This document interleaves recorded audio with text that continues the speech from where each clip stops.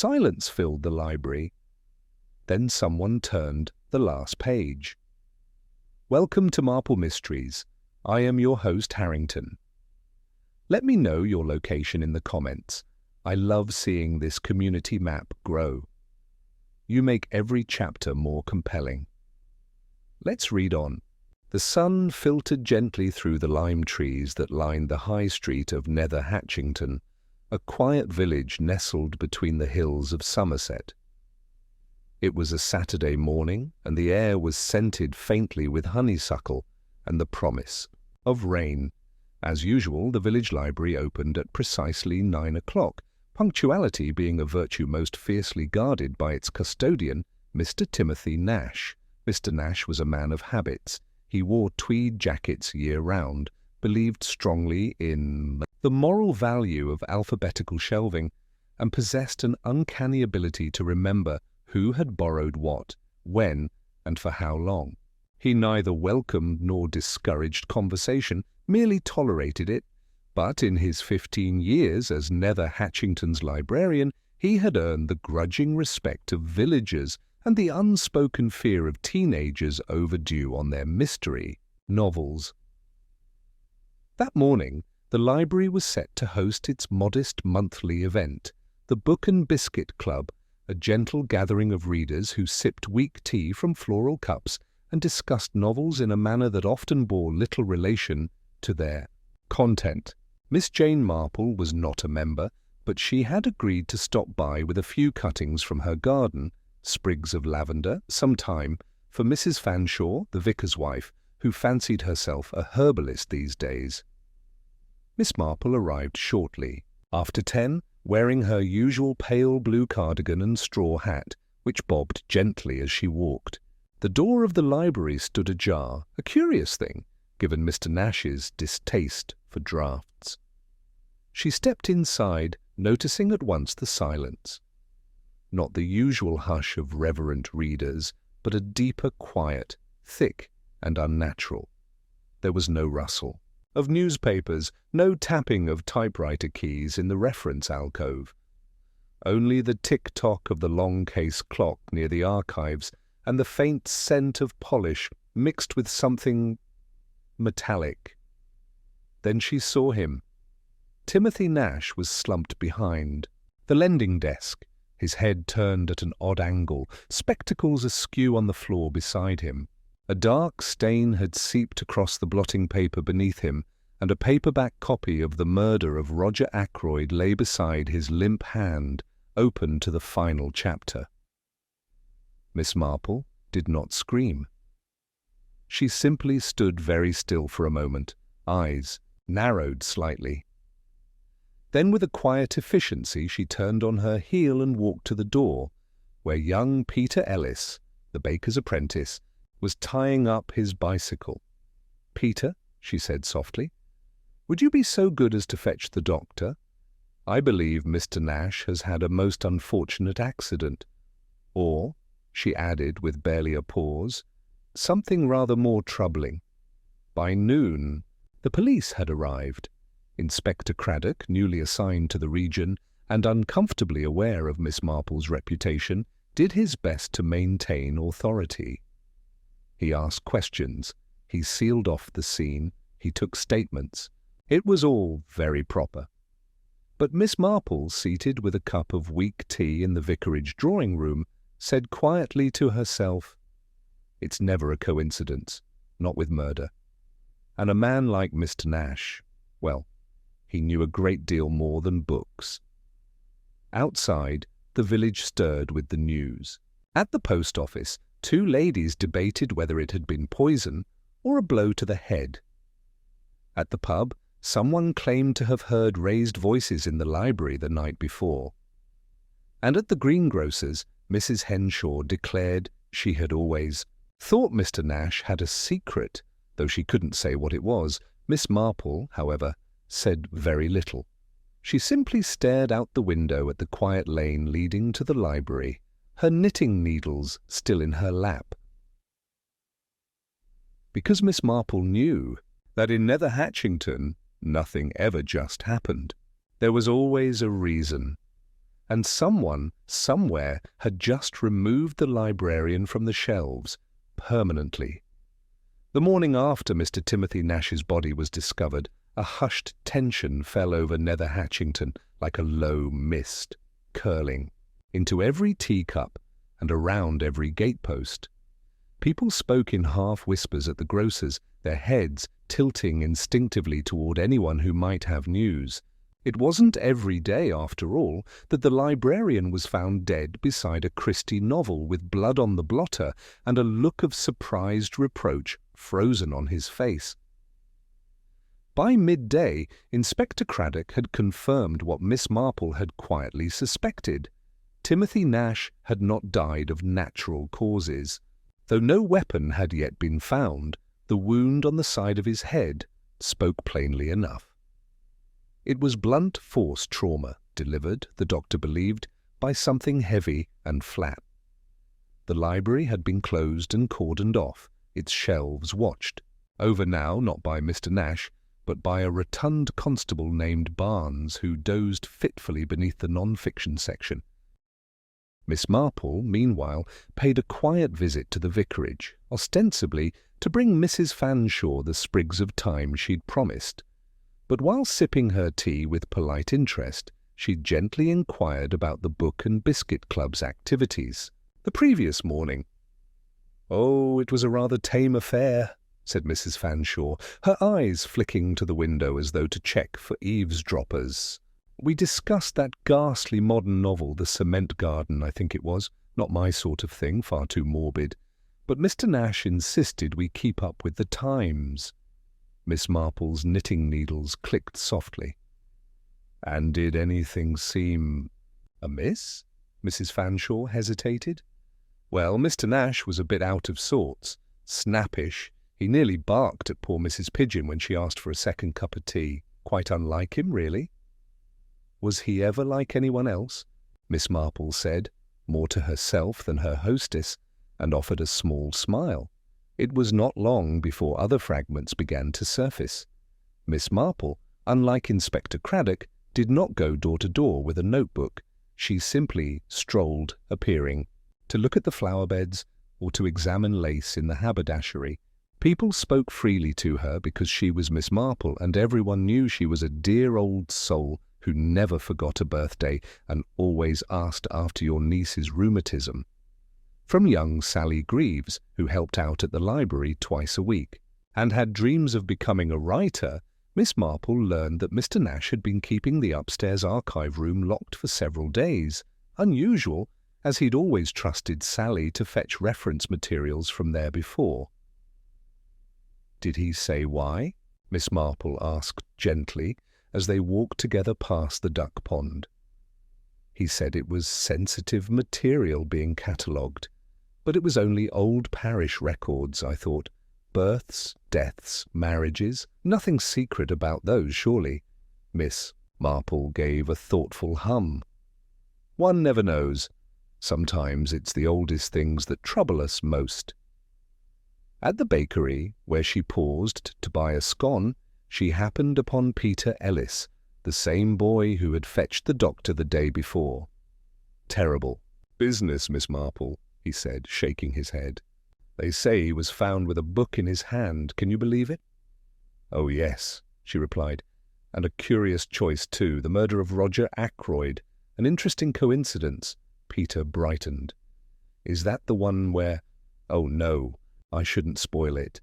But I remember the ending. Makes you look back and realize you missed all the clues." "Yes," she said softly. "That's often the way." But the village was not only mourning, it was guessing. By that afternoon, 3 suspects had already taken shape in Nether Hatchington's collective imagination. First, Miss Clarissa Lunn, the retired Latin teacher who had argued with Mr. Nash just last week about the placement of classical literature under ancient history rather than philosophy. She was known to be precise in her opinions and rather fierce with her walking stick. Second, Mr. Geoffrey Finch, a slick real estate agent from Yeovil who had been seen in the village on and off for the past month and had made 2 rather aggressive, offers to purchase the old rectory, currently owned but unoccupied by the Library Trust. And third, the elusive figure of Mr. Nash's nephew, Thomas. A city type, according to Mrs. Peabody, who'd only visited once or twice and was heard to say on one occasion, "Uncle Tim ought to leave that musty place and live a little." But Inspector Craddock was leaning toward the practical. "Robbery gone wrong," he told the vicar in confidence, which of course meant it reached Miss Marple within the hour. "Library donations, perhaps? There's a small petty cash tin missing, and that back door, lock jimmied." Miss Marple listened politely when Craddock repeated the theory to her himself that evening during a chance encounter outside the post office. "Robbery might explain the cash, Inspector," she said kindly, "but would it explain the book?" Craddock frowned. "What, the Christie novel? Could have been coincidence?" "Of course." "But then so rarely is," she said with a distant smile. "I wonder, do you suppose the killer left it open to that final chapter by chance? Or could it have been—" "A message?" Craddock grunted. "You think this was planned?" "I think," Miss Marple said gently, "that someone knew Mr. Nash would be at his desk, that he would be precise, that he would never leave a book unfinished, and that perhaps he saw or learned something in those parish records, perhaps, that someone else very much wanted to keep unread." Craddock looked unconvinced, but scribbled a note in his book regardless. By the next morning, word came that the archive room key had been found in Mr. Nash's waistcoat pocket, and that the door had indeed been locked from the inside, with no signs of tampering. That puts your burglar theory on shaky ground, doesn't it? Miss Marple said mildly to Dr. Humbleby, whom she met at the churchyard path later that day. He chuckled. "Oh, you're enjoying this, Jane," she smiled. "Not enjoying, never that. But I am listening, and watching, and wondering, and what?" Miss Marple was wondering most was why Mr. Nash had chosen to spend his last morning in that quiet room upstairs, poring over village records long considered dust-covered and dull. For in Nether Hatchington secrets didn't vanish. They simply aged gracefully, like the villagers themselves, and waited for the wrong person to notice. And someone, it seemed, had noticed. 2 days after the murder, the village had settled into a state of morbid anticipation. Rumour had become its own cottage industry, stoked daily by fresh morsels, half-truths, and confident declarations that the killer was definitely that nephew, or almost certainly that Latin teacher. Woman. Even the local milkman, who had once misdelivered a pint to the pub and never recovered from the disgrace, claimed to have seen a suspicious figure with a hat. But while others speculated, Miss Marple observed, she walked, as she often did, with a certain unhurried purpose, stopping to admire a patch of crocuses or to ask after someone's gout, but always listening, always piecing together tiny fragments others would dismiss as incidental. It was on one such afternoon, as she passed the low garden wall of Ivy Cottage, that she encountered Sally Greaves again. The girl was seated on a bench, notebook in hand, staring thoughtfully at the empty lane. "Thinking of your novel, dear?" Miss Marple asked gently, pausing by the gate. Sally looked up with a start. "Oh, Miss Marple, yes, in a way, but more thinking about Mr. Nash. A mystery of its own, isn't it?" Miss Marple offered her a kind smile. "Although I dare say not one with quite so many thrilling chase scenes." Sally laughed, but it was strained. "I keep going over it in my head.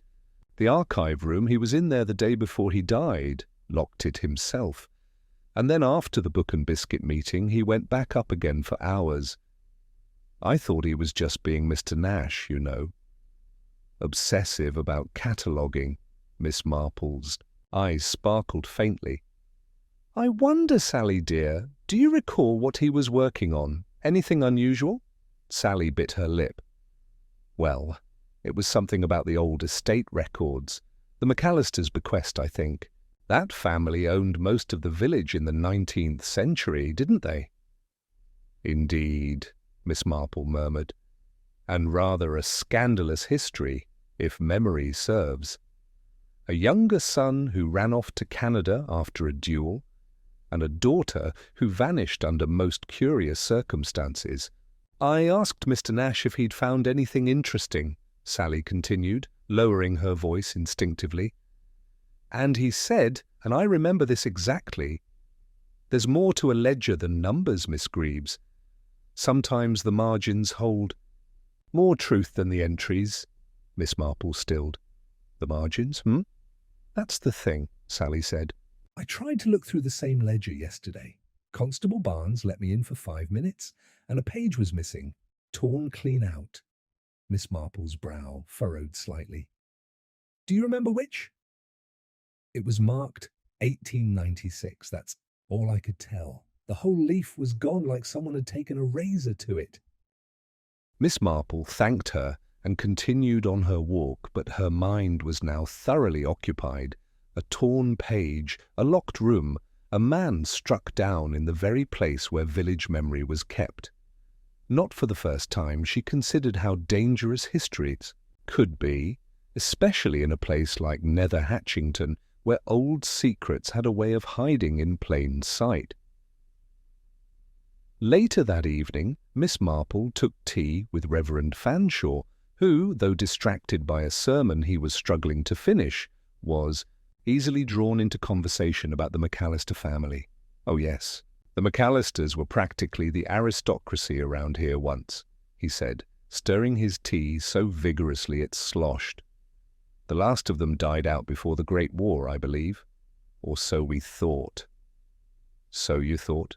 Miss Marple echoed softly. "Well, there was a rumour, pure speculation, of course, that the daughter, Letitia, had an illegitimate child, sent away in disgrace naturally. No records of it in the parish, though. Mr. Nash would have checked those if anyone could." "And if he found something?" Miss Marple asked lightly. "Then someone else might have wanted to make sure it stayed unfound," the vicar said, blinking. That night the wind howled through the eaves of Miss Marple's cottage, but she slept only lightly, her dreams peppered with images of torn pages and ink-stained fingers. She awoke just before dawn, sat upright, and whispered aloud, "Inheritance." It was the only motive that made sense, not for a petty thief, but for someone who'd long believed themselves shut out of a legacy, only to discover through dusty records that they had a rightful claim. And if Mr. Nash had uncovered such a fact, it would certainly explain his murder. The next day, under the pretext of returning a borrowed gardening book, Miss Marple paid a visit to Mrs. Clarissa Lunn. The formidable Latin teacher received her, stiffly, in a drawing-room that smelled of lavender polish and academic disapproval. "I suppose you want to ask about my argument with Mr. Nash," she said, after pleasantries were barely exchanged. "I wouldn't dream of prying," Miss Marple said, eyes twinkling. "Though I did hear the Dewey Decimal System was hotly debated." Clarissa snorted. "The man wouldn't know Ovid from Aristotle, but I didn't kill him, if that's what you're wondering." "Of course not," Miss Marple said, "though I do wonder if he'd upset anyone else recently." Clarissa frowned. Come to think of it, he did mention something odd, said he'd had a visitor from outside the village, a man who claimed to be doing genealogical research. Mr. Nash was very dismissive of him, said, "Anyone who lies about their lineage is usually hiding something else entirely." "A visitor?" Miss Marple leaned forward slightly. "When was this?" 3 days before he died. A tall man, I think, wore gloves indoors, oddly enough. That night, Miss Marple sat quietly with her knitting and reviewed everything. A visitor seeking family history, a torn page from the estate ledger, and Mr. Nash's cryptic remark about margins holding truth. If someone had indeed traced a bloodline to the McAllisters, and if that claim could be proved, then the old rectory, still owned in trust, could very well be at stake. And then there was Thomas Nash, the librarian's nephew, who had arrived that morning in the village, bags in hand and a face full of forced grief. Miss Marple had already seen him walking down the lane, pausing at the fence of the library, hands shoved into his coat pockets. She had also noted with quiet interest that he wore gloves despite the warming weather. Thomas Nash arrived in Nether, Hatchington on the 10:04 train from Bristol, alighting with the air of a man unused to small villages and far too aware of his surroundings.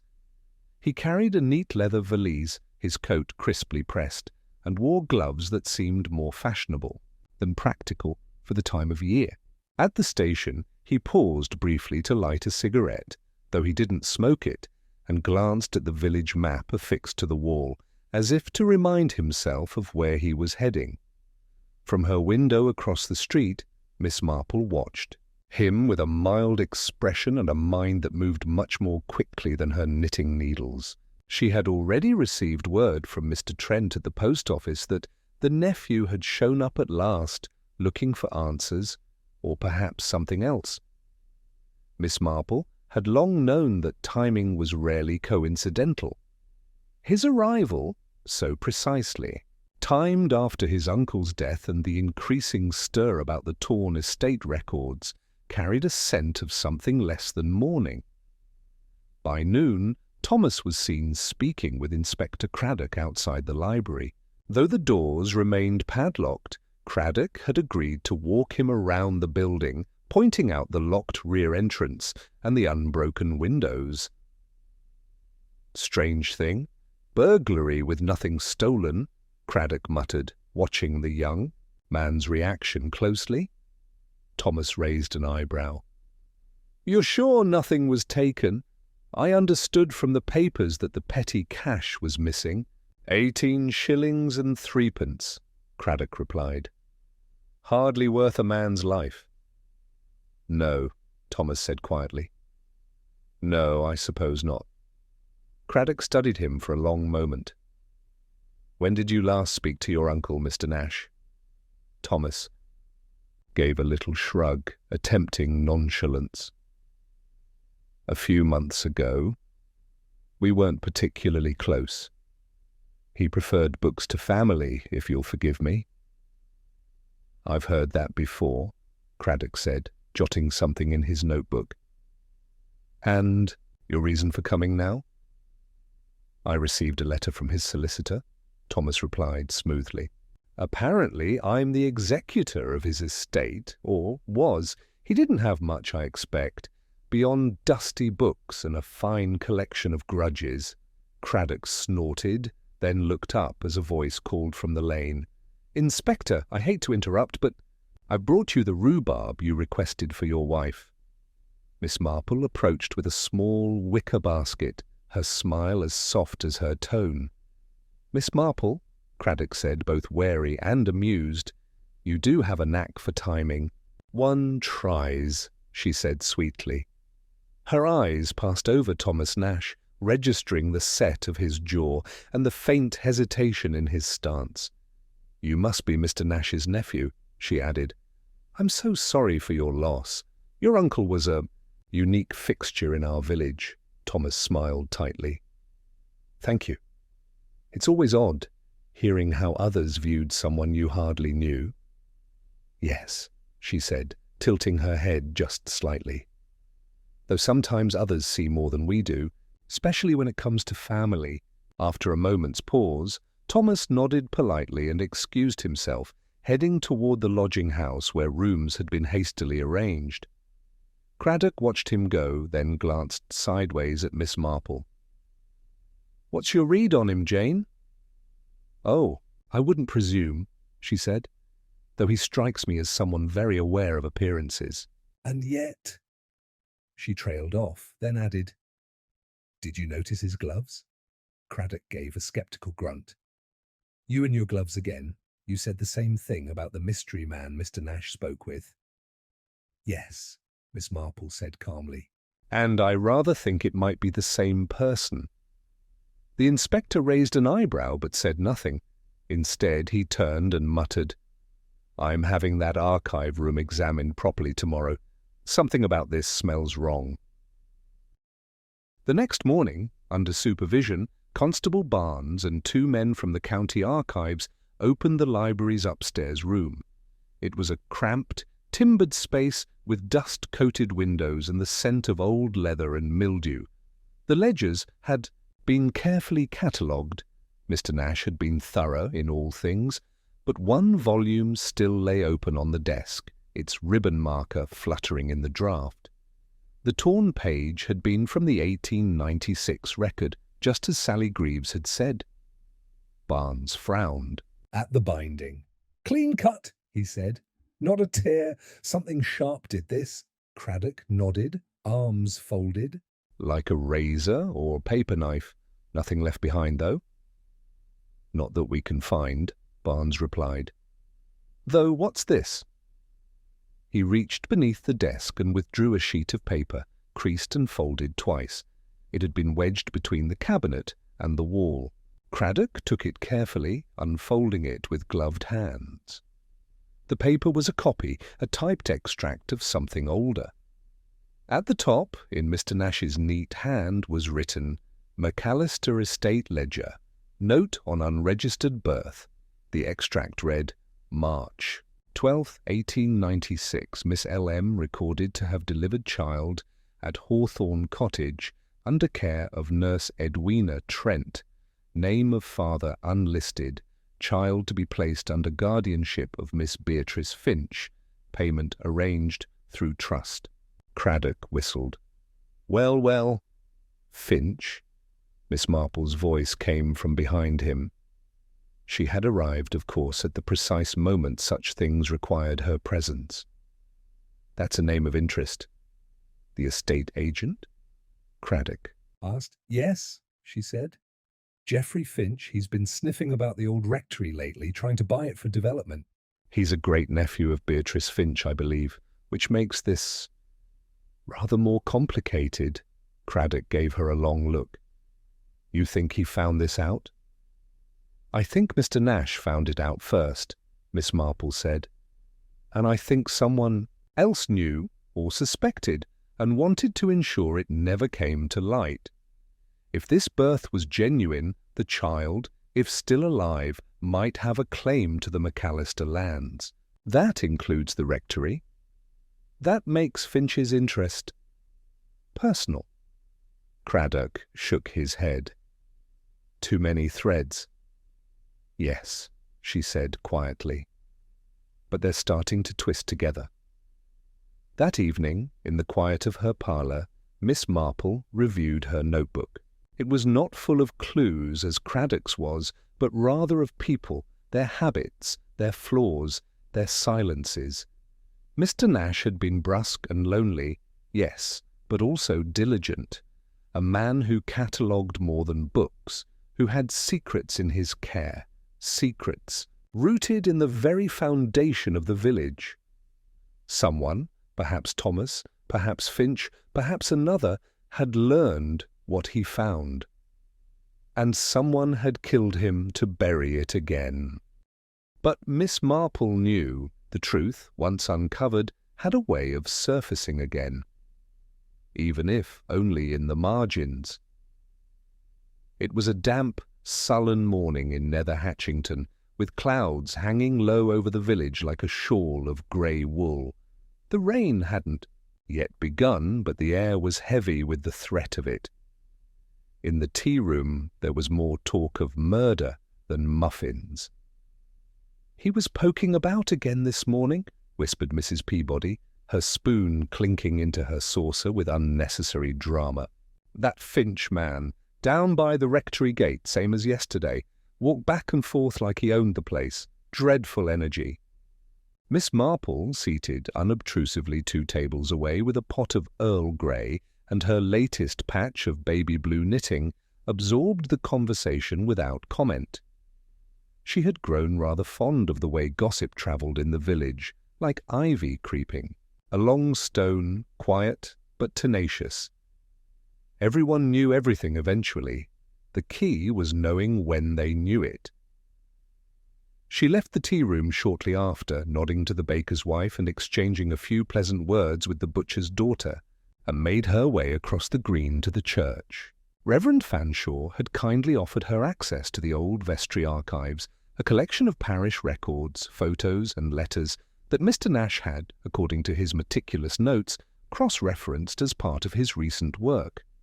The vestry was dim and chilly, smelling faintly of beeswax and thyme.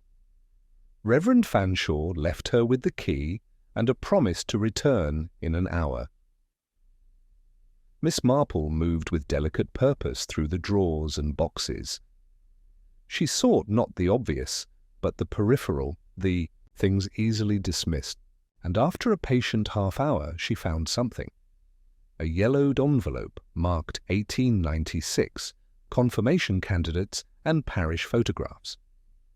Inside were several stiff-backed prints, their edges curling with age. She lifted one carefully. A group of 10 or so people stood outside what looked to be Hawthorne Cottage. In the centre, a young woman with sharp features and sorrowful eyes held a bundle, swaddled perhaps a baby. Standing next to her was another woman, older, stern in posture and expression. The back of the photograph was labelled Letitia McAllister and Beatrice Finch, March, 1896. Miss Marple stared at the young woman's face, then turned the photo toward the weak shaft of sunlight coming through the vestry's window. There, half-shadowed in the background, stood a man. He was not posed, not part of the group. He appeared caught mid-step, hat brim low, his features partially obscured, but visible enough for Miss Marple to see he was tall, slender, and strikingly similar in posture to the man she had seen only 2 days prior, Thomas Nash.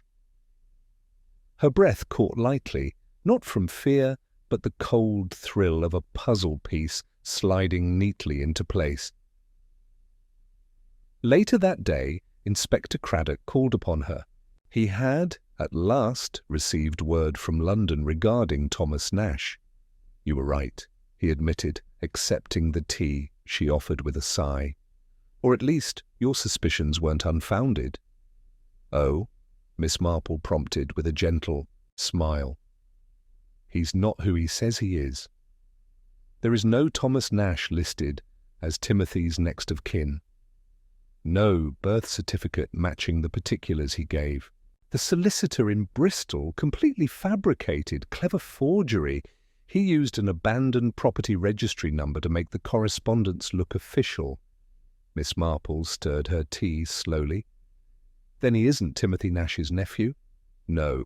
We believe he's actually Edward Miles, real name, born in Derbyshire.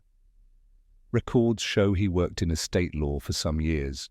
Was dismissed under suspicious circumstances, though nothing criminal on the books." Miss Marple gave a small nod. "Then he came here with purpose. He must have discovered something about the McAllister lineage, perhaps through public records, and followed the trail to Mr. Nash." "Exactly," Craddock said grimly. "And when Nash refused to cooperate, he silenced him." Craddock nodded, but not triumphantly. "The problem is, it's still all circumstantial. No murder weapon. No witness, no fingerprints. He wore gloves, as you noted. We haven't enough to arrest him." "But you have enough to unsettle him," Miss Marple said quietly. "Which, in a man like that, may lead him to make a mistake." Craddock looked at her. "What do you propose?" "A gathering, Miss," Marple said mildly, "of those most affected, Mr. Finch, Mr. Miles, if we may still call him that, and 1 or 2 others who've taken a keen interest in the matter. We'll call it a community remembrance for Mr. Nash. Tea, cake, a few words from the vicar.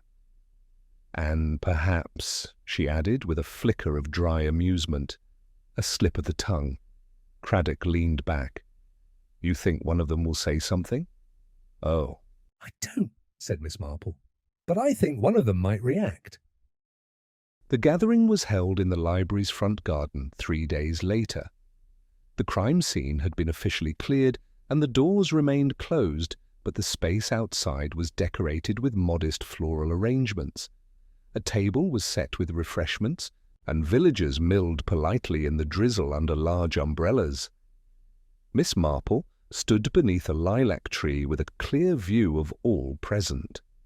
Geoffrey Finch arrived first, shaking hands with the vicar and making a great show of solemnity.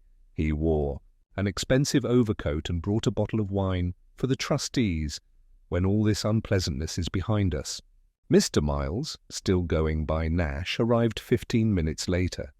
He looked composed, but his eyes moved too quickly. He nodded to the vicar, accepted tea from Mrs. Fanshawe, and kept his distance from Finch. Miss Marple noted it all. The way he flinched when his name was called, the way he held the cup without drinking from it, and most of all, the moment when Sally Greaves approached the table with a small framed copy of the old photograph and placed it among the flowers. "We thought it would be nice to show Mr. Nash's dedication to preserving our history," she said, her voice wavering only slightly. All eyes turned to the photograph. Finch looked disinterested. Others nodded respectfully, but Mr. Miles, his eyes fixed on the image, widening ever so slightly. His hand trembled. Miss Marple stepped forward. "It's a remarkable photo, isn't it? Taken the very week that the McAllister child was born. I believe it was Miss Letitia's only known likeness." Miles said nothing. His face was expressionless, but the muscles in his jaw tensed. "And there," Miss Marple continued, her voice gentle and unassuming, "in the background you can just make out someone watching. Curious, isn't it? How often someone is captured without realizing, especially when they're watching something they shouldn't." She turned then, as if only just noticing his reaction. "Oh, I hope that doesn't trouble you, Mr. Nash. Or should I say, Mr. Miles?" The silence was immediate. Only the rain pattered against umbrellas. Finch glanced from one to the other, confused. Miles looked at her. The pretense dropped. His expression sharpened into something brittle. "You've—" "No proof." "Perhaps not enough for court," Craddock said from behind him, stepping forward quietly. "But enough for questions about your visit to the library, about your forged identity, about the torn page." Miles's mouth opened, then closed. He turned, as if to leave, but Barnes was already blocking the path. Miss Marple gave a quiet sigh. "Some men," she murmured, "are not half so clever as they imagine." And in the gathering rain, surrounded by teacups and tulips, the trap quietly closed. Though Edward Miles, still formally addressing himself as Thomas Nash, had been taken in for questioning, Inspector Craddock remained cautious. There was no confession, no weapon, and no witness who had seen the fatal blow.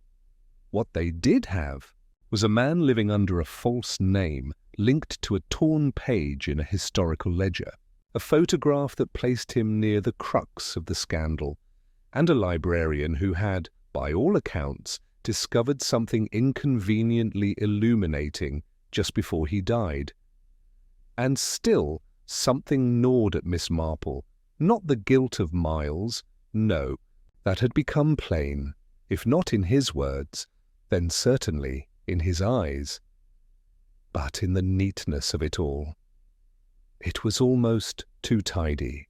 Edward Miles had motive, yes, and deceit enough to make the case compelling, but murder, cold, calculated murder, required a different sort of darkness, one she wasn't quite certain he possessed, or rather, not alone, Miss Marple sat with.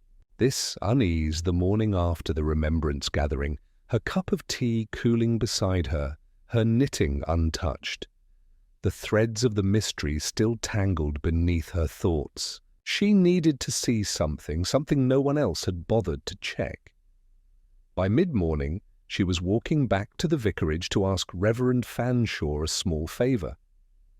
"The rest of the estate ledgers?" he echoed, already heading to the back cabinet. Yes, I believe Mr. Nash deposited duplicates here for preservation. He was rather obsessed with redundancy, God rest him. Said you could never trust a single source. And he was right, as it turns out. He pulled a box from the cabinet and set it on the table. "Do you know what you're looking for?" "I'm not entirely sure," Miss Marple said, lifting a volume delicately. "But I always find it's best to ask the question, who else would benefit from this being hidden?" The ledgers were meticulously indexed, each entry handwritten in looping script. She turned to 1896, then to 1897, letting her fingers trace the pages. The original McAllister child, Letitia's child, had been placed under Beatrice Finch's guardianship. That fact had already surfaced. But in the 1897 ledger, she found something unexpected. A second payment, identical to the first. Same amount, same benefactor, but marked for ongoing care of dependent under Hawthorne guardianship. The recipient, however, was not Miss Finch. It was listed as E. Trent. Miss Marple stilled. Nurse Edwina Trent, the midwife who had delivered the child. For 2 years, according to the ledgers, she had received quiet quarterly payments from the McAllister Estate Trust, long after the supposed transfer of the child to Miss Finch. Why would the payments continue if the child had left her care? Miss Marple murmured. Unless, of course, the child had not left her care. Unless the guardianship document was a fiction, and the real arrangement had been concealed for reasons no one dared put on paper. She pulled out the earlier parish photo, again studying it anew. 10 figures in the photo, 9 named, and that figure just at the edge of the frame, not Edward Miles as she had first believed. No, he resembled Miles, yes, but now that she looked again with a clearer mind, the man's features bore a different kind of familiarity. Longer nose, narrower mouth, eyes slightly set back. Not Edward Miles, Geoffrey Finch. She didn't rush to the police. She never did. Instead, she walked the long way round to Ivy Lane, where Sally Greaves lived with her mother and her small, scatterbrained terrier. Sally was just returning from the bakery, a paper bag of currant buns under her arm. "Miss Marple." "You've just missed the last of the warm ones, I'm afraid," Miss Marple smiled. "Not at all, dear. I came to ask about the ledgers. I believe you said you'd helped Mr. Nash organize them, yes?" "Oh, yes," Sally nodded. "He was very particular. Blue ribbon for land titles, red for trusteeships. I asked him why once, and he said, 'It's not for colour, it's for memory. If I'm gone, someone should still be able to find the truth.'" "Wise man," Miss Marple said quietly. "Do you recall if he ever mentioned the name Trent?" Sally frowned. "Only once. He asked me to find any parish birth record tied to that name. He said something didn't add up. I never saw what he found, just that he looked rather shaken afterwards." Miss Marple nodded, thanked her, and continued on to the police station. Craddock was there, sleeves rolled up, looking over the contents of Miles's luggage. "Nothing," he said with a sigh as she entered. "A few legal notebooks, a razor, and a receipt from the station. No confession, no weapon." "I believe," Miss Marple said gently, "that you may be holding the wrong man." Craddock blinked. "But—" "Oh, I don't say he's innocent of deceit," she added quickly. "But murder, that's something else. Edward Miles came to claim a fortune he believed was rightfully his, but I think he was beaten to the truth by someone who stood to lose everything if the facts came to light." She laid the photograph on the table beside him. "Look closely. That's not Edward Miles, that's Geoffrey Finch." Craddock frowned, studying it. But Finch was never part of the McAllister line. No, Miss Marple agreed. But his great-aunt Beatrice was, and I believe she took in the child not as a guardian, but as a mother. Perhaps she herself had the child, or perhaps Letitia's was passed to her care secretly, allowing the McAllister name to remain unstained by scandal. And if Finch has that bloodline, Craddock finished slowly, then he would be the rightful heir to the estate, to the rectory. Indeed. Unless, of course, someone else came sniffing around, threatening to prove the lineage false, or worse, expose the buried arrangements that invalidated Geoffrey's claim, which would give him a rather powerful motive, wouldn't it? Craddock's mouth tightened. So Nash discovers this, and Finch what? Gets to him first? Miss Marple nodded, and used Edward Miles's sudden appearance as a cover. Let him take the fall. Craddock ran a hand through his hair. And the murder weapon? If I were you, she said softly, I would check Geoffrey Finch's car, specifically the tire iron in the boot. They often match the precise shape of such wounds. Craddock was on his feet in an instant. It was an hour before Craddock returned. The look on his face was grim. You were right, he said. Tire iron, fresh polish wiped across it, but blood found under the seam. We'll match it soon enough. And the oddest thing? A single torn page, folded and hidden beneath the spare tire, the original 1896 ledger entry. Miss Marple gave a small, sad smile. Men will hide truth under the strangest stones, she said. That evening, as the sun finally pierced the grey skies and scattered light across Nether Hatchington's tiled roofs, Miss Marple sat quietly. By her garden, a fresh pot of tea by her side. The case, she knew, was far from over in the legal sense. But the village would breathe easier now. There would be shock, of course. Geoffrey Finch was well-liked, or at least well-regarded. But then murder was always shocking, especially when committed not in rage or desperation, but simply to keep one's position, one's inheritance, one's reputation intact. And always. It came back to that single truth Miss Marple had long since understood. The worst things people do are often for the sake of what they think they deserve. The following morning, Nether Hatchington wore a peculiar hush, not the respectful quiet of mourning, but the brittle silence of a village digesting scandal. The news had not yet reached the papers, but that mattered little. In Nether Hatchington, gossip was quicker than ink and sharper than headlines. By midday, every parlour and pantry from Lilac Row to Mill Lane buzzed with muted outrage and wary disbelief. Geoffrey Finch, the ever-groomed estate agent, had been taken into custody under suspicion of murder.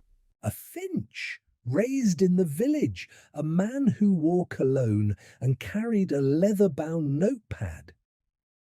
Miss Marple, however, had taken no satisfaction in being right. She never did. For her, justice was not about triumph, it was about truth restored. No matter how quiet or painful that restoration might be. She spent most of the day in her garden, pruning her delphiniums and thinning the early roses. Rain had come and gone, leaving the soil soft and the air sweet with spring. But as she bent to tie back a tangled stalk of clematis, a familiar voice called from beyond the hedge. "Miss Marple, may I come in?" It was Sally Greaves, her cheeks pink with emotion, a sheaf of papers clutched against her chest. "Of course, dear," Miss Marple said, rising with a smile. "You've caught me mid-battle with an overly ambitious honeysuckle." Sally gave a faint smile, but it vanished almost immediately. I needed to speak with someone who understands, someone who sees things." Miss Marple led her to the garden bench and poured fresh tea from the pot she'd kept warm beside her. "Tell me," she said simply. Sally took a deep breath. It's about Mr. Nash, about what he found. I think I know why he was looking into the McAllister records, and it wasn't just because of that Miles man or the Finch claim. Miss Marple tilted her head. Go on. Sally held out the papers. These were in the bottom drawer of his desk. He gave me the key to lock it up on the Thursday before he died, and I didn't look until yesterday. I know I shouldn't. But you were right to follow your instincts, Miss Marple said gently. What did you find? Sally unfolded the top page. It was a typed letter dated 3 weeks before Mr. Nash's death. Dear Mr. Nash, I appreciate your continued discretion regarding the matter of my late grandmother's birth. My mother always suspected she was not who she had been told she was, and your findings in the parish ledgers have confirmed it. Please let me know if any documentation exists to support the link to the McAllister estate. It may not be about inheritance, but truth is important, especially to those who never had it. Yours sincerely, Emily Finch, Miss. Marple's eyes narrowed slightly. Emily Finch, Sally nodded. Geoffrey's cousin. She moved to London years ago. She's a nurse, I think. Quiet, private. I don't think she and Geoffrey got on, but she had reason to believe her grandmother was the McAllister child, Letitia's daughter. Beatrice's adopted child, Miss Marple murmured. Yes. And if that's true, then Emily is the rightful heir to the trust, not Geoffrey. Miss Marple's thoughts clicked quietly into place, and Mr. Nash, true to form, had likely found proof, or enough to suggest the truth. That would explain why Geoffrey moved so quickly to silence him. He knew his claim was fragile. Sally leaned forward. There's something else. Look at the envelope. Miss Marple turned it over. The handwriting on the address line was in a different ink than the letter itself. Lighter, shakier. And where the stamp had once been, there was now only a faint square of discoloration. He never posted it, she whispered. Or he tried. And someone intercepted it. Sally nodded. That's what I think. That's why Geoffrey tore the page from the ledger, not just to protect his inheritance, but to destroy proof someone else might use. Miss Marple looked up at her. You've done very well, Sally. You've seen beyond the surface, which is more than many grown men manage in a lifetime. Sally flushed, pleased but uncertain. I just keep thinking, Mr. Nash died trying to do the right thing. And no one ever really knew what he was doing. They just thought he was fussy. People often mistake order for dullness, Miss Marple said. But order is often what holds truth together. Without it, chaos rushes in. That evening, Miss Marple penned a letter to Emily Finch herself, enclosing a copy of the parish photograph and a copy of the birth entry from the ledgers.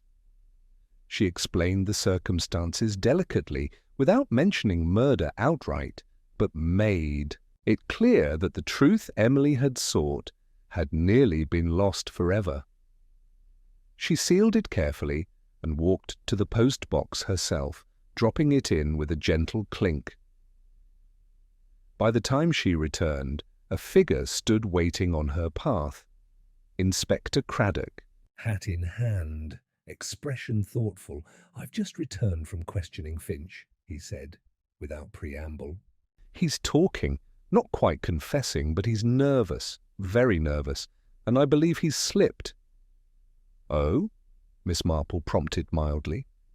He mentioned the tire iron before I did. She gave a small, dry smile. It's always the little things. Craddock exhaled, rubbing the back of his neck.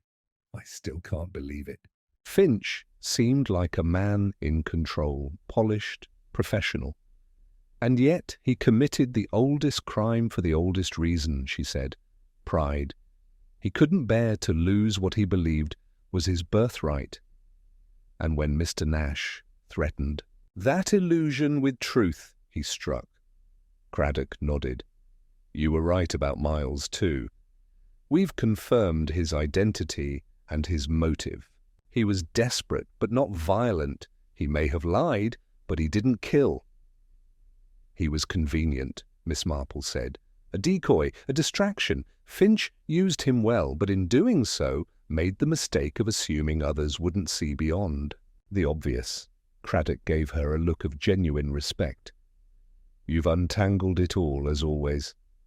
"Not all," Miss Marple said softly. "There's still Miss Emily Finch. If she wants to claim her inheritance, she may have to fight for it, or she may choose to leave it behind." "You think she'll come?" "I think," Miss Marple said, gazing at the first stars emerging. "Over the village rooftops, she's already been here, in her mind at least, and perhaps now, knowing the truth, she'll finally feel she belongs somewhere." Craddock tipped his hat. "Good night, Miss Marple." "Good night, Inspector." And with that, Miss Marple turned back into her house, where the lamplight glowed warm against the gathering dark, and the kettle had just begun to sing. It was nearing dusk when the knock came at Miss Marple's door. Soft but steady, 3 quick raps, followed by a pause, then one more. The sort of knock that suggested a polite urgency, or a heart undecided about seeking entry. Miss Marple, still in her chair with her knitting set aside and a pot of Earl Grey cooling beside her, rose and opened the door. On the threshold stood a woman in her early 40s. Her coat was sensible, her shoes sturdy, and her dark hair was drawn into a neat twist at the nape of her neck. She wore no jewellery beyond a silver locket at her collar, and her face, unadorned, was pale from the journey, but composed. "Miss Marple?" she asked.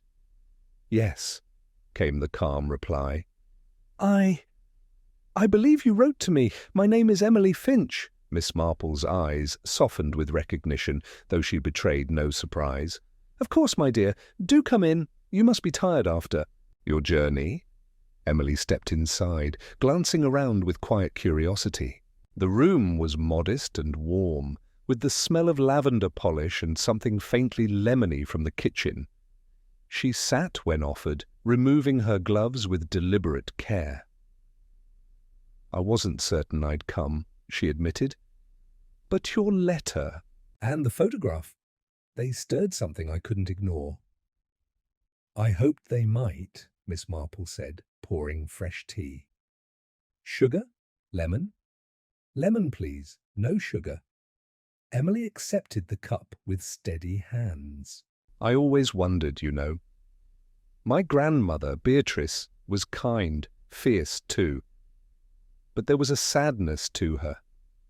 She never spoke of her youth, and my mother, her daughter, used to say there were things Beatrice wouldn't tell even herself." Marple nodded.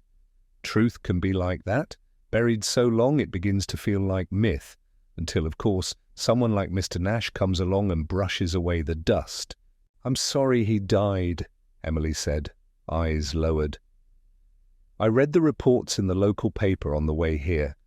It was only a short piece, but the way it described him, alone, private, almost resented. And yet he died for something bigger than himself." "He died doing what he loved," Miss Marple replied gently. "Seeking order, protecting knowledge, and in a way protecting you." Emily's expression faltered. "I'm not sure what I'm supposed to do now. There's talk." "Of inheritance claims.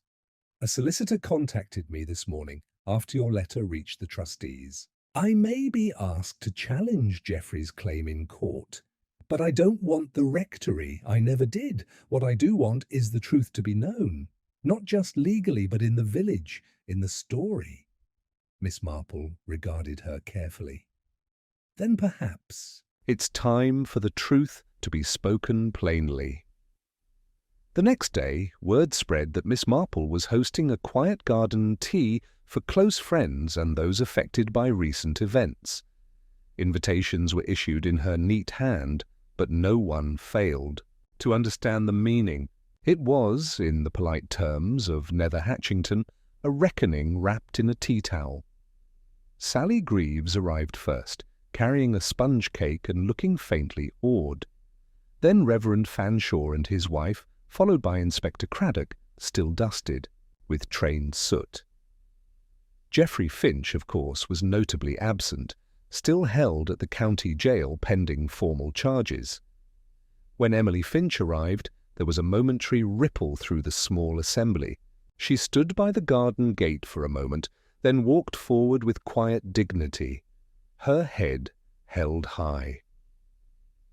"This," Miss Marple said, once everyone was seated with cups in hand, "is Emily Finch. I believe many of you have heard her name by now, though not perhaps the full truth of her story." There was a pause, not of resistance but of anticipation. Miss Marple's guests leaned in slightly, eyes expectant. Emily stood, her voice clear but unembellished. "My grandmother, Beatrice Finch, was born here in Nether Hatchington. She raised my mother alone and told very few people about her past.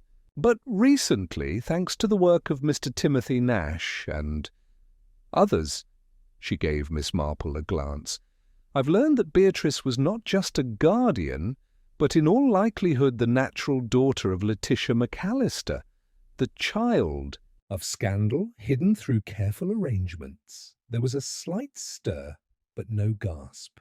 Nether Hatchington, after all, had been preparing itself for this reveal like one braces for a long overdue thunderclap. "I have no desire to claim the McAllister estate," Emily continued, "nor do I want to fight in court, but I believe—" The story should be corrected that Beatrice was not merely a benefactor's ward, but someone with a right to her name and her place, and that Mr. Nash died preserving that right, not just for me, but for the truth. Reverend Fanshawe cleared his throat. "It does explain much," he said, "about the old arrangements. There were always whispers." Craddock spoke next.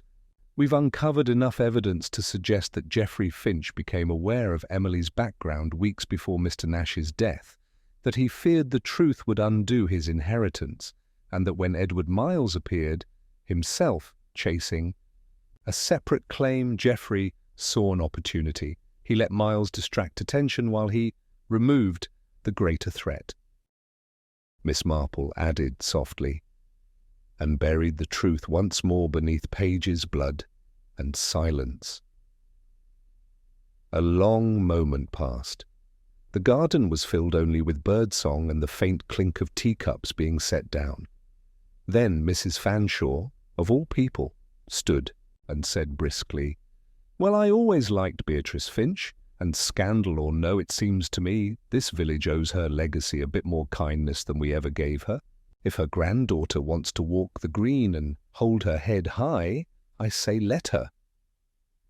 There were murmurs of agreement, some faint, some resolute, but enough to turn the tide. Emily's shoulders relaxed. Not entirely, but enough for Miss Marple to see it. After the guests had gone and the last crumbs of cake were cleared, Emily lingered beside the rose bush. "Do you think it's truly over?" she asked. Miss Marple gave a slow, wise nod. "The worst of it, yes.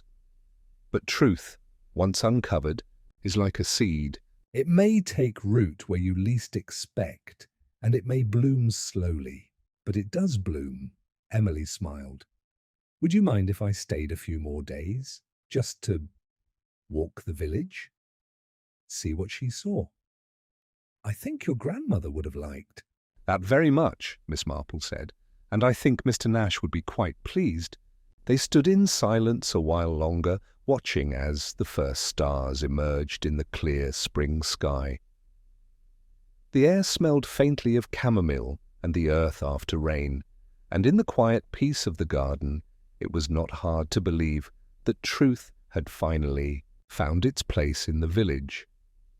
The next few days in Nether Hatchington passed with an unusual calm.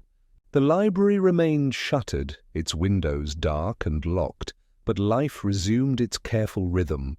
Post delivered on time, church bells chimed the hour, and the air carried the scent of lilac and damp grass as spring slowly declared its triumph. Over winter, Emily Finch stayed on in the village, quietly walking the paths her grandmother must once have strolled. She spent her mornings in the churchyard, sometimes reading, sometimes simply sitting. Several villagers passed her with polite nods, some with tentative smiles. None confronted her. Miss Marple noticed how the village ever so slowly was absorbing Emily, not just as a name connected to scandal, but as a person with roots and presence.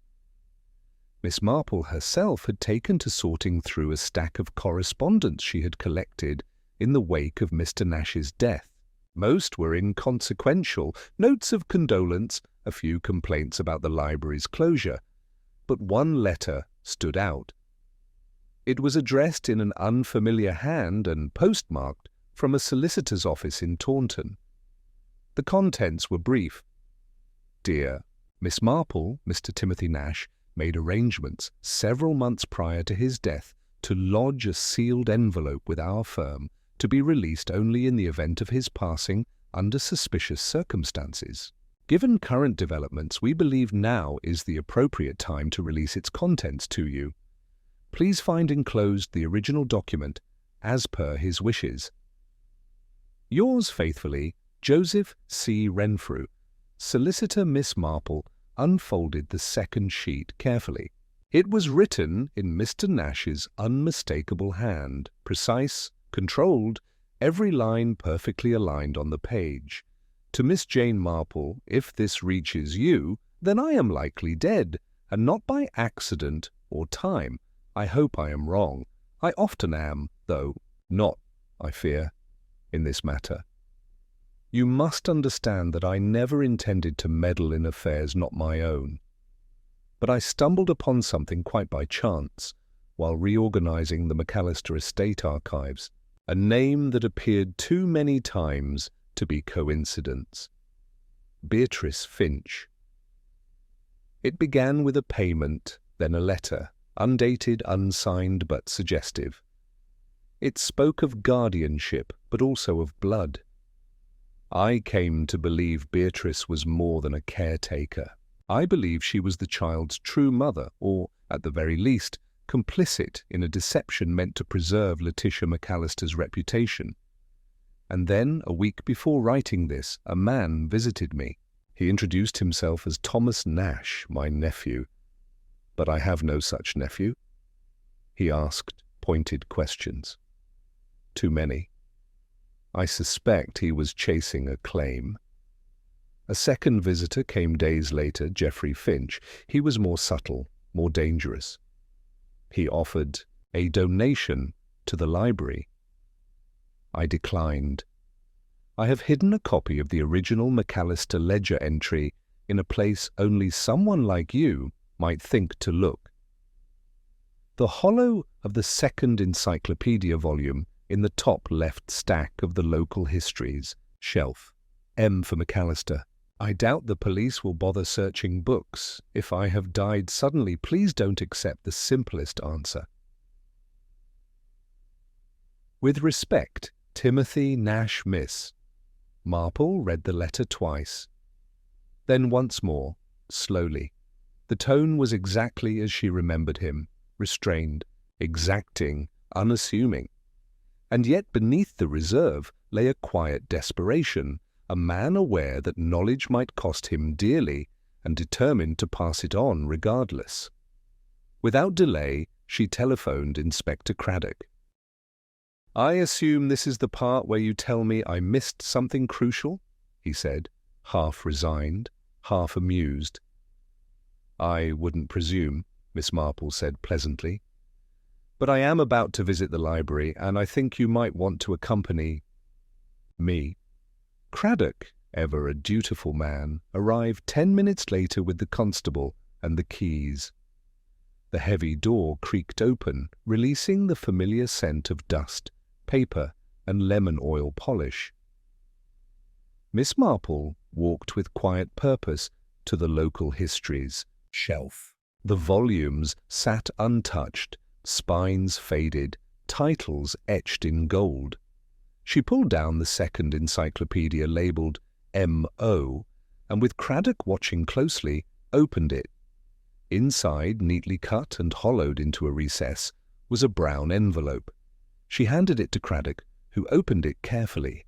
Inside was a facsimile of the original 1896 ledger page, complete with signatures, ink blotches, and an annotation in the margin, "Child to remain under care of Miss B. Finch indefinitely. No formal guardianship to be registered. Discretion absolute. Good Lord," Craddock murmured.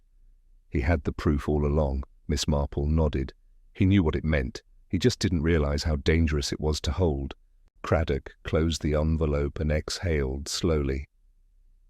"This will seal the case against Geoffrey. It proves not only the lineage but the cover-up. And it means Emily is the rightful heir, by blood and by trust." "She doesn't care about the Inheritance," Miss Marple said gently. "Only the truth." "Still," Craddock replied, "some truths are more valuable than land." That afternoon, Emily visited Miss Marple once more, the letter from the solicitor open on her lap. "I read his letter 3 times, she said. "Mr. Nash, it was so quiet, so calm. And yet he knew what it meant to unearth secrets." No one wanted touched. Miss Marple said nothing at first, only poured her tea and handed over the sugar bowl with a small nod. After a moment, she said softly, "He died with purpose, Emily. Not everyone can say the same." Emily looked up. "What will happen now?" "Well," Miss Marple mused, "the truth will settle. It always does, like sediment in still water. Some will resist it, others will pretend it's always been known, but the story will change, in quiet ways. Your grandmother's name will be remembered with more tenderness. The Finch name may carry a shadow for a time, but that too shall pass." "And the library?" Emily asked. Miss Marple's eyes twinkled. "Well, I have a notion about that." The next week, the village posted a modest notice in the parish bulletin. The late Mr. Timothy Nash's personal collection and historical archives, to be curated by Miss Emily Finch with community support. Volunteers welcome. Tea provided. By Thursday, Sally Greaves had signed up. So had Mrs. Fanshawe, the vicar's wife. Even young Peter Ellis from the bakery came by with a crate of new labels and a dusty ladder. Miss Marple visited the library one last time before the full restoration began. The sun filtered through the leaded glass, catching the spines of books that had not been touched in years. It was quiet, but not cold. She placed a single white rose on the librarian's desk and rested her hand for a moment on the wood. "Thank ye." "You?" she whispered. Outside, the village stirred with its usual rhythm. Children shouting near the green, the smell of baking from the bakery chimney, a dog barking at a squirrel. But inside the library, something had shifted. Not just the air, but the memory of a man who had lived surrounded by secrets and died protecting the truth. Miss Marple left without looking back.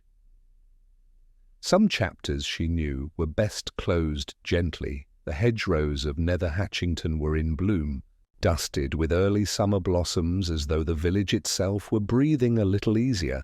The scandal that had unsettled its cobbled heart had begun slowly and carefully to fade into the folds of memory.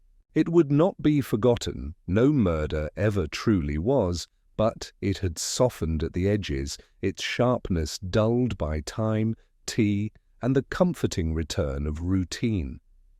The library, though not yet officially reopened, had become a hub once more. Each afternoon, the front door creaked open for a few quiet hours, not to lend books but to welcome volunteers. Emily Finch, with her sleeves rolled up and her expression one of calm purpose, now oversaw the restoration of Mr. Nash's meticulously kept archive. Villagers came by in pairs and threes, curious at first, then helpful, sorting papers, dusting shelves, relabeling the boxes of records that had so nearly been lost. Miss Marple, when she visited, preferred to perch on the low bench by the window, knitting in hand, offering the occasional suggestion or memory when a name or event required clarification. It was there, one such afternoon, that Emily approached her quietly. "I've decided," she said, holding a folder of birth records to her chest. "I'm going to stay, not just for now, but properly. I've written to my supervisor in London and asked for a transfer to the local hospital. They said they could use an extra nurse." Miss Marple's eyes brightened. "I think the village will be very fortunate to have you." Emily sat beside her, glancing around the library. "It's strange. I never imagined I'd want to return to somewhere I'd never really been. But the moment I arrived, something settled in me. I feel as if my grandmother left a piece of herself here, and I've been walking around with the missing part my whole life." "Roots have a curious way of finding water," Miss Marple said softly. "Even when buried," Emily smiled. "And what about you, Miss Marple? Now that the mystery's done, what will you turn your mind to?" "Oh," said Miss Marple, looping a new row of yarn onto her needles, "I'm sure something or someone will wander into trouble soon enough. They always do." They sat in companionable silence for a moment, the sun painting golden shapes on the floorboards, the tick of the old library clock marking time as gently as a lullaby. Later that week, a formal inquest was held in the county hall. Inspector Craddock testified with clipped precision, laying out the facts of the case. Edward Miles, it was confirmed, had impersonated Timothy Nash's nephew in pursuit of a claim he believed to be legitimate, though he had ultimately been cleared of any involvement in the murder itself. Geoffrey Finch, confronted with evidence he could no longer deny, including fingerprints found on the envelope hidden in the encyclopedia volume, confessed to striking Nash during an argument, claiming it had been in a moment of madness. The court was unmoved. Geoffrey's trial would follow in the autumn. For now he remained behind bars, his polished shoes replaced by prison-issue slippers, his legacy reduced to a scandal discussed in guarded whispers between sips of sherry. But in Nether Hatchington the aftermath took gentler forms. Sally Greaves was offered a part-time post as the library's junior archivist. She accepted with a breathless yes and set about colour-coding the catalogue system in a way that would have delighted, and perhaps mildly annoyed, Mr. Nash. Peter Ellis returned to his work at the bakery, but now delivered rolls and jam tarts to the library each Saturday, just in case the ladies need a break. He never mentioned that it was partly to see Sally, whose eyes now lingered on him a little longer than before. Mrs. Peabody, once the most vocal in her suspicions, took to donating flowers weekly to the reading table. "A place with truth," she declared, "ought to have lilies." And the rectory, the source of so much buried greed, was quietly transferred to the McAllister Trust's care per Emily Finch's request. She had no wish to live there. "It's only a house," she told the solicitor. "My family's real. Legacy is ink and paper. And people." Miss Marple approved. On the final Sunday, in June, the vicar announced a special dedication during the morning service. The church was filled, the pews polished and sun-drenched as villagers gathered to mark the occasion. "We are here," Reverend Fanshawe began, "to honour the memory of a man who gave his life to preserving the truth not through speeches or spectacle, but through diligence, care, and a steadfast belief in the importance of record. Mr. Timothy Nash may not have been a man of many words, but his work spoke volumes. A new plaque had been placed beside the church door. It read, "In memory of Timothy Nash, Village Librarian, 1952-2025, who guarded the stories of Nether Hatchington, and in doing so became one. What is written remains." Miss Marple stood beneath the bell tower afterwards, accepting the thanks of a few grateful residents with her usual humility. She never made much of her part in these things. After all, as she often said, she simply noticed what was already there. But she could not deny a quiet satisfaction that hummed beneath her cardigan and behind her steady hands. Another wrong set right, another truth brought into the light, and a village once again made whole by the smallest, simplest things. A book returned to its shelf, a name restored to a family tree, a young woman choosing to stay. That evening, as the sky flushed pink over the rolling fields, Miss Marple sat by her window, her teacup warm in her hand. From her seat, she could see the tip of the church steeple, the newly polished library windows, and the tidy gate of the vicarage where laughter echoed faintly from the garden. She looked down at the last page of her notebook, where a single sentence had been written in her fine, looping hand. Truth always finds its way, though sometimes it needs a librarian, and with that she closed the book, placed it gently back into its drawer, and returned to her knitting. Outside, Nether Hatchington settled into evening, its secrets unearthed, its stories rewritten, and its peace, at last, restored. The air in Nether Hatchington had grown sweet with summer.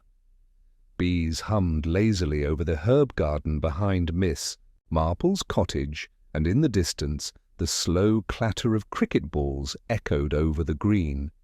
The village, once turned inside out by suspicion and secrecy, had resumed its quiet rhythm, as if the murder of Mr. Timothy Nash had been a chapter turned, its pages pressed and filed away like one of his careful records. And yet, even in quiet resolution, there remained one final thread, small but tugging.